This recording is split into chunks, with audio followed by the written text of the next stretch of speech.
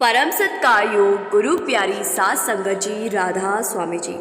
संगत जी, आज 6 सितंबर को डेरा व्यास में बाबा जी ने सुबह ओपन कार दर्शन दिए जी और शाम को 4 बजे सवाल जवाब का कार्यक्रम किया जी। आज का माहौल कुछ अलग ही था जी।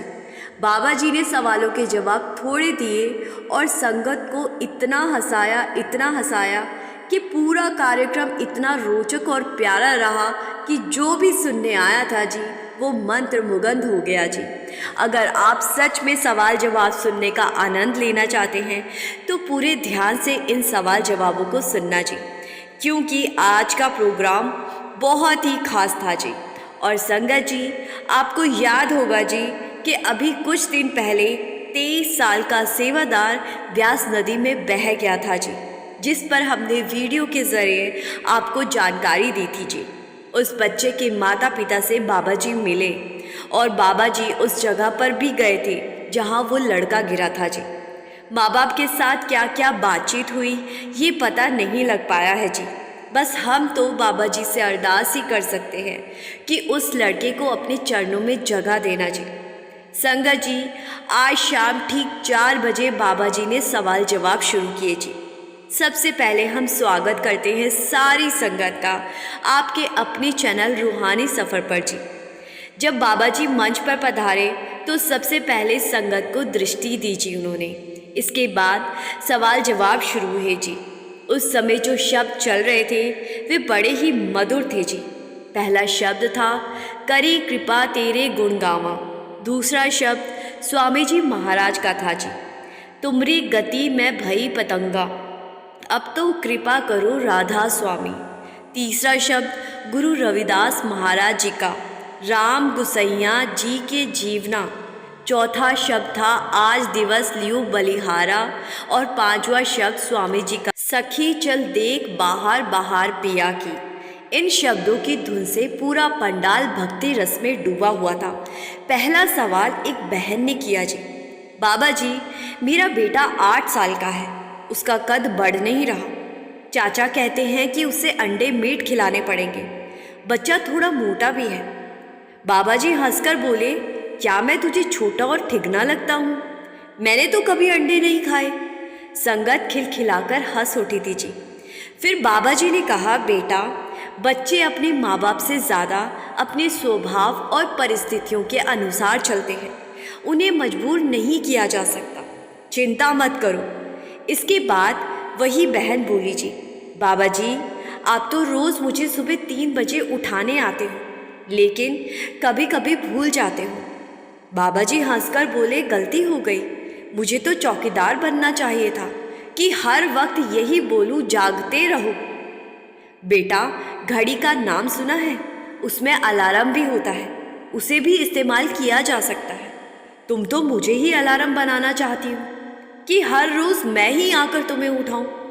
ये सुनकर संगत ज़ोर ज़ोर से हंसने लगी थी जी।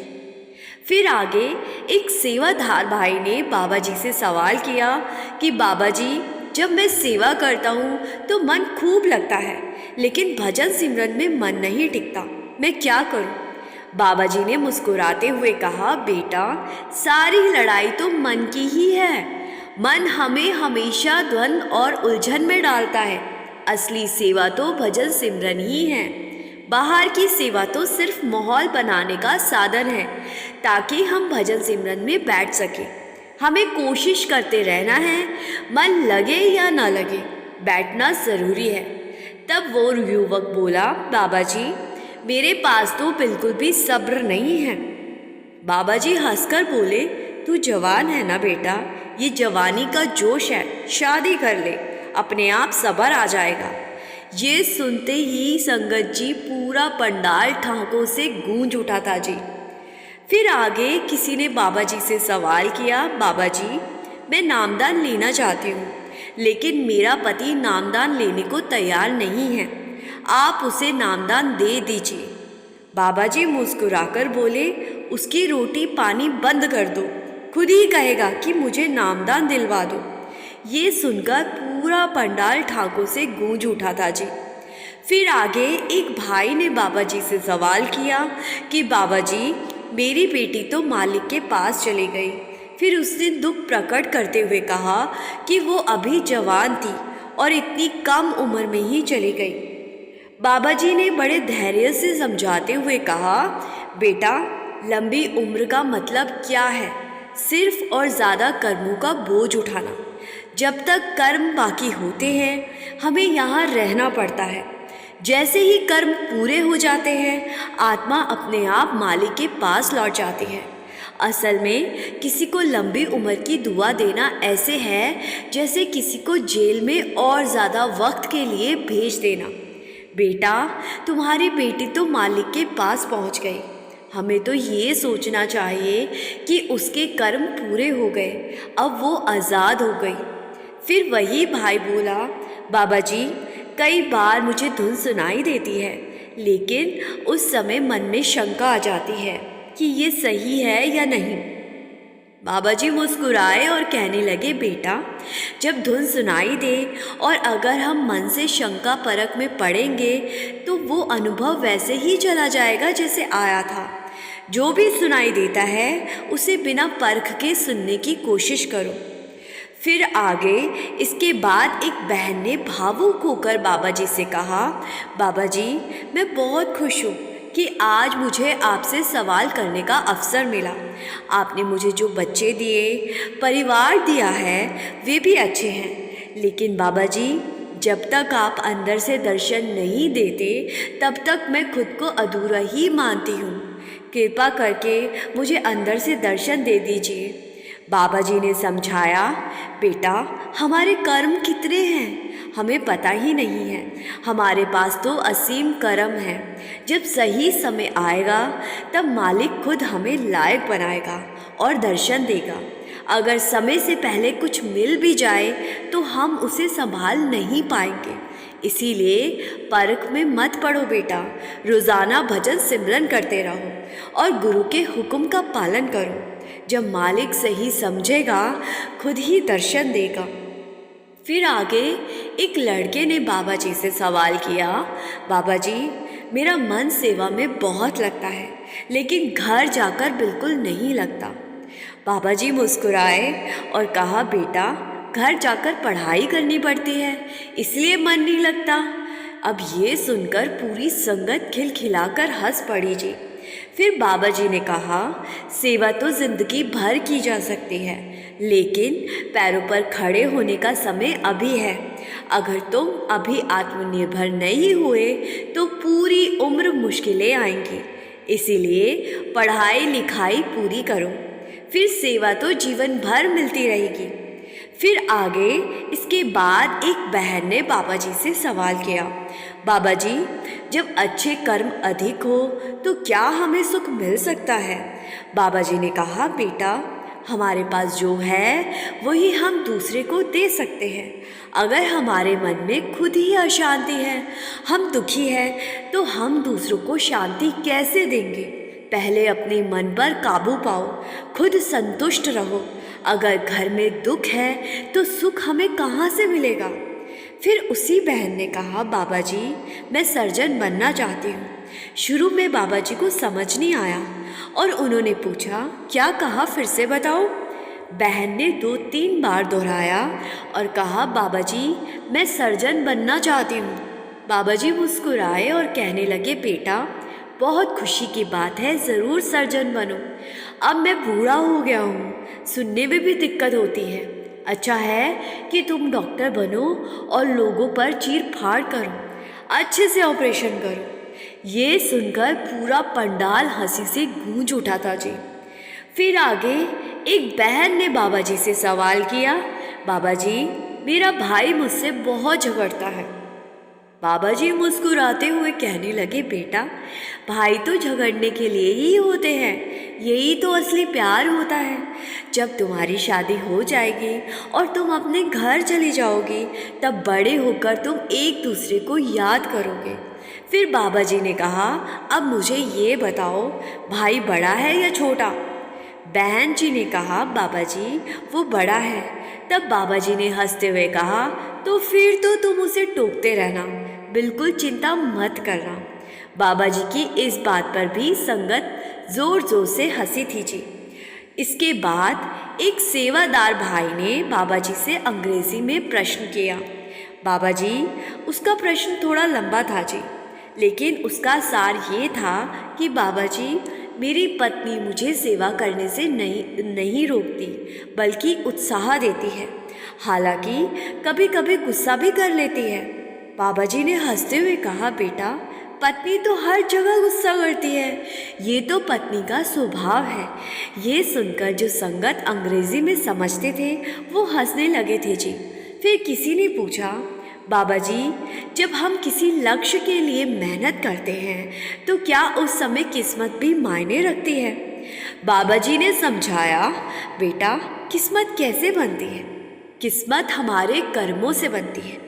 जैसा लिखा वैसा ही हमें मिलता है, पर हमें अपनी सोच को सकारात्मक बनाना चाहिए। अगर हम अच्छे कर्म करेंगे तो मालिक हमें अच्छा फल ज़रूर देंगे। इसके बाद एक भाई ने बाबा जी से प्रश्न किया, जी बाबा जी, मेरा आज का सवाल जवाब में नंबर निकला। मैंने खुशी खुशी घर पर अपनी बहन को फ़ोन करके बताया, लेकिन वो खुश होने के बजाय रोने लगी और कहने लगी, तुझे तो घर पर कोई ठीक से नहीं बुलाता, बाबा जी ने तो तुझे कैसे बुला लिया? ये सुनकर संगत और बाबा जी हंसने लगे थे जी। फिर बाबा जी ने बहुत गहरी बात कही, जी बेटा, जिसका इस संसार में कोई नहीं होता उसका मालिक होता है। हम तो हमेशा सांसारिक रिश्तों पर ध्यान देते हैं, पर असली ध्यान हमें मालिक पर देना चाहिए। फिर वही भाई बोला, बाबा जी, मुझे अपने आप पर कई बार भरोसा नहीं रहता, भीतर ही भीतर बहुत संदेह होता है। बाबा जी ने समझाया, बेटा, आत्मसंदेह हर किसी के अंदर होता है। जब तक हमें किसी बात का अनुभव नहीं होता तब तक हम उसे महसूस नहीं कर पाते, लेकिन जब अनुभव होगा तो अपने आप विश्वास भी जागने लगेगा। इसके बाद किसी ने बाबा जी से सवाल किया, बाबा जी, जिन्हें अभी नामदान नहीं मिला है वे तब तक क्या करें? बाबा जी ने कहा, बेटा, अपनी धार्मिक ग्रंथों और पोथियों को पढ़ो, उन पर मनन करो और उन्हें जीवन में उतारने की कोशिश करो। महापुरुषों ने अपने अनुभव और जीवन का सार उन ग्रंथों में लिखा है। जब हम उन्हें पढ़ेंगे, समझेंगे और अमल करेंगे तभी आगे बढ़ पाएंगे। फिर आगे किसी ने बाबा जी से सवाल किया, बाबा जी, जो लोग गलत तरीक़ों से सफलता पा लेते हैं, क्या वो ठीक है? बाबा जी ने कहा, बेटा, ये तो हमारी सोच है कि उसका तरीका सही है या गलत, लेकिन जिसकी किस्मत में जो लिखा है वो उसे मिलकर ही रहता है। लेकिन यहाँ एक बात ध्यान रखने वाली है कि हर किसी के कर्म उसके साथ चलते हैं। जो गलत करेगा उसे उसका फल भुगतना ही पड़ेगा, लेकिन हमें ना तो किसी पर उंगली उठानी है और ना ही किसी से जलन रखनी है। फिर आगे उसी बहन ने फिर से अपने लिए अरदास की कि बाबा जी, आप हमारे ऊपर भी कृपा कर दीजिए। बाबा जी ने बड़ी सादगी से उत्तर दिया, बेटा, जब मालिक चाहेगा, जब सही समय आएगा, तब तुम्हें वो सब ज़रूर मिलेगा जो उसने तुम्हारे लिए रखा है। अपनी तरफ से मेहनत करते चलो। फिर आगे इसके बाद एक बहन ने बाबा जी से सवाल किया, बाबा जी, जब मैं पाठ करती हूँ और धुन सुनती हूँ तो कभी कभी डर लगने लगता है, और जब मैं ये बात दूसरों से कहती हूँ तो भी मन में भय बनता रहता है। बाबा जी ने उदाहरण देकर समझाया, बेटा, जैसे भोजन करने के बाद उसे पचाना पड़ता है तभी हमें ताकत मिलती है, वैसे ही इन अनुभवों को भीतर ही पचाना होता है। इन्हें दूसरों से कहना नहीं चाहिए। ये डर असल में हमारा मन पैदा करता है। कभी सुना है कि कोई भजन करते करते मर गया हो, और अगर कोई भजन करते हुए ही चला जाए तो उससे बेहतर अंत क्या हो सकता है? लेकिन सच्चाई ये है कि भजन सिमरन करते करते कोई नहीं मरता। ये तो सिर्फ मन का भ्रम है। हमें इसकी बातों में नहीं आना चाहिए। फिर इसी बहन ने पूछा, बाबा जी, जब मैं सत्संग सुनती हूँ और आपके दर्शन करती हूँ तो मेरी आंखों से आंसू बहने लगते हैं। ऐसा क्यों होता है बाबा जी? तो बाबा जी ने कहा, बेटा ये भावनाओं का अस्त्र है। जब भीतर प्रेम जगता है तो मन से उमड़ता हुआ भाव अपनी राह ढूंढ लेता है और वो आंखों के आंसुओं के रूप में बाहर आता है। जैसे हम हंसने से नहीं डरते वैसे ही रोने से क्यों डरे? रोना भी दिल की गहराई का इजहार है। जब मन करे खुलकर रो लो, इसमें घबराने की कोई बात नहीं है। फिर आगे एक भाई ने बाबा जी से सवाल किया, बाबा जी मेरा तो कोई सवाल नहीं है, पर मेरा एक मित्र है जो जम्मू में रहता है। कई सालों तक उसका भजन सिमरन बहुत अच्छे से चलता रहा, लेकिन पिछले कुछ सालों में से वो बहुत परेशान है। उसने डेरा आने के सभी नियमों और प्रोटोकॉल का पालन किया। वो आपसे मिलना चाहता था पर उसे अवसर ही नहीं मिला। बाबा जी अगर आप चाहें तो कृपा कर दीजिए। बाबा जी ने आगे से इशारे में हाँ कर दिया। इसका अर्थ यही था कि बाबा जी उस जम्मू वाले भाई से ज़रूर मिलेंगे। संगत ने भी महसूस किया कि जब मालिक की मर्जी होती है तो कोई रोक नहीं सकता। फिर इसके बाद एक और सवाल पूछा गया, बाबा जी अगर हम किसी का बुरा नहीं करते फिर भी जीवन में अकेले पड़ जाते हैं तो ऐसा क्यों होता है? बाबा जी ने गहरी बात कही जी, बेटा हमें पर्ख में नहीं पड़ना चाहिए। ये सब भ्रम है कि हमारे दोस्त हैं, भाई बहन हैं, रिश्तेदार हैं। असलियत ये है कि इस संसार में हमारा कोई नहीं है, सिर्फ मालिक ही है। हम अकेले आए हैं और अकेले ही जाना पड़ेगा और जाना ही अकेले है। आगे बाबा जी ने समझाया, बेटा हमें अपने आप को इतना मजबूत बनाना है कि हमें दूसरों के सामने हाथ फैलाने की ज़रूरत ही ना पड़े।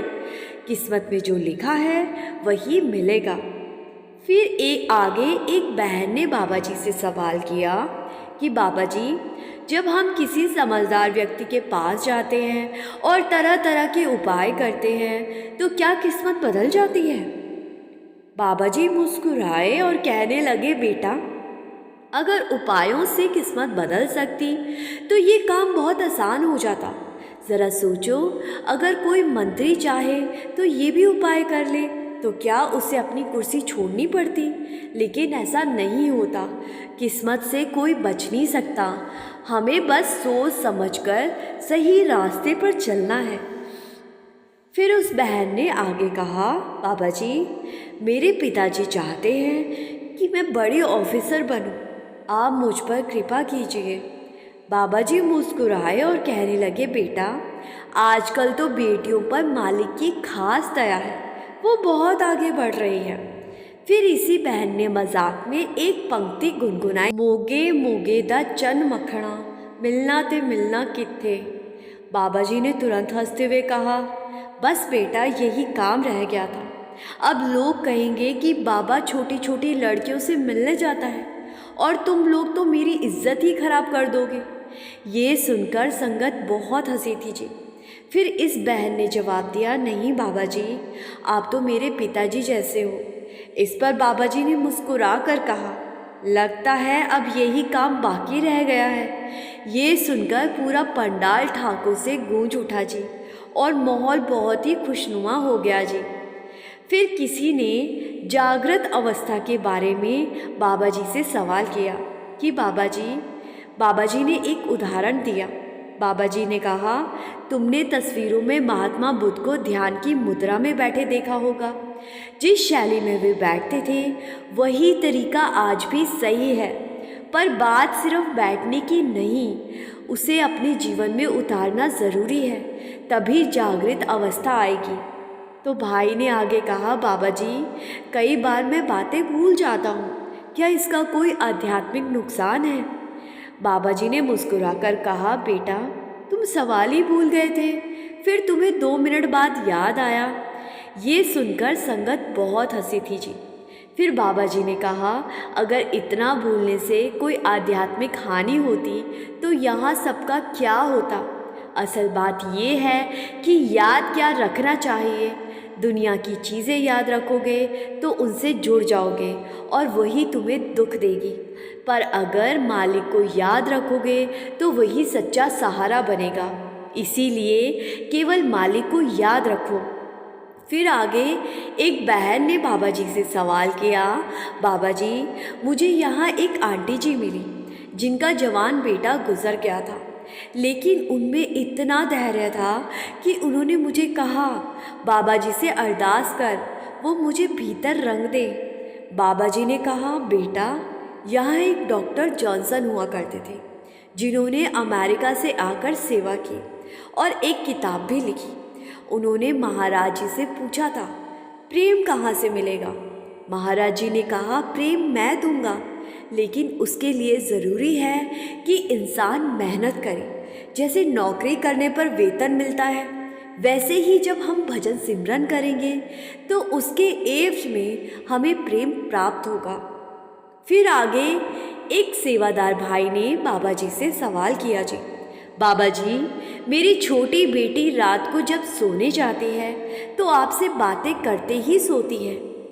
बाबा जी हंसते हुए कहने लगे, लगता है तुम्हें जलन हो रही है। सारी संगत खिलखिलाकर हंस पड़ी जी। फिर आगे एक बहन ने बाबा जी से सवाल किया, बाबा जी मेरी बस आपसे एक ही विनती है कि आपके साथ हमारा साथ हमेशा बना रहे। बाबा जी ने समझाया, बेटा मालिक तो कहीं नहीं गया, बस आपका ध्यान ही दूसरी तरफ चला जाता है। फिर बाबा जी ने बुल्ले शाह की पंक्ति सुनाई, ओ शाह साथो वखनी, बिना शाह दे दूजा कखनी, पर वेखन वाली अखनी। संगत जी ये थे आज शाम 4 बजे के सवाल जवाब जी। कल सुबह 8:30 बजे बाबा जी सत्संग भी फरमाएंगे जी। हम कोशिश करेंगे जी कि आपके साथ कल का सत्संग भी शेयर कर सके जी। कमेंट में राधा स्वामी लिखकर संगत के अपने इस चैनल को सब्सक्राइब करना मत भूलें जी। गुरु प्यारी साथ संगत जी, राधा स्वामी जी।